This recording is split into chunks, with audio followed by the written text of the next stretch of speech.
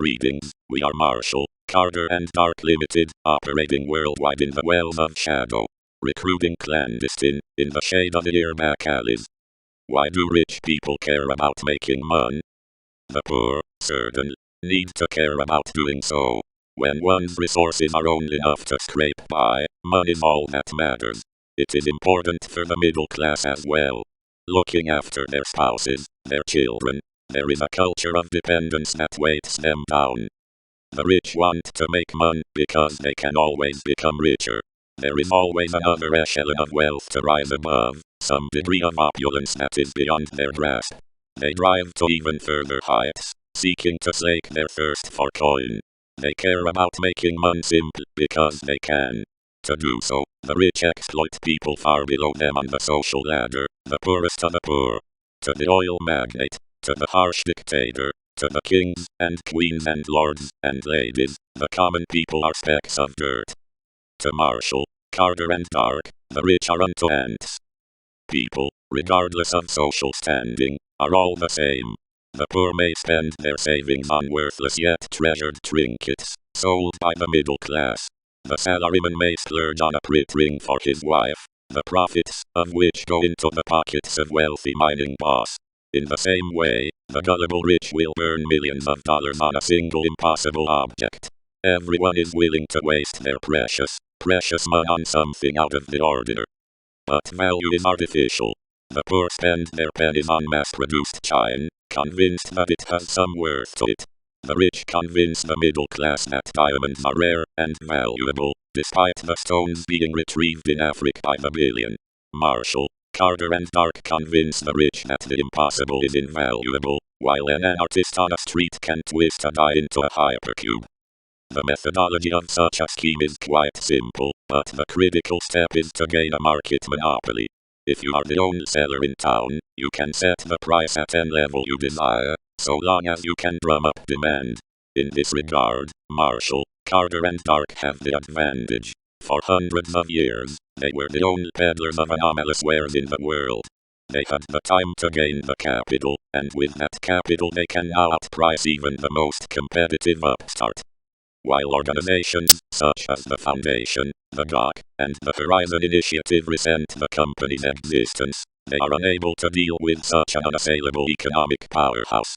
With a glance, Marshall, Carter and Dark could level a city, bankrupt a country. With a single call, they could plunge the planet into a thermonuclear war.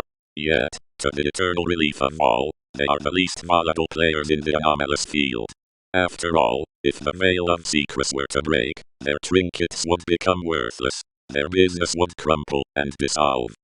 While this may cause some to think of Marshall, Carter and Dark as a massive, faceless corporation, their workforce numbers at most in the order of 100 personnel.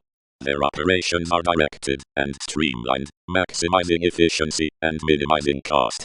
Further manpower, if necessary, is outsourced from other organizations.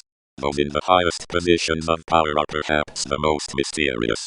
Wild stories abound on the subject. Depending on the source, they may be ghosts or demons, old men sending messages from beyond the grave, faceless monsters from another world, or even shape-shifting lizard men. A major part of their operations is establishing supply lines between various anomalous groups. Marshall, Carter and Dark purchase directly from groups such as Dr. Wondertainment and The Factor, reselling their goods at exorbitant markups.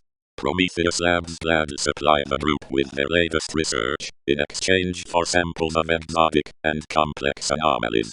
They often host art exhibitions, exerting notable control of the artistic marketplace. Similarly, they host various social functions for the most rich and powerful people in the world.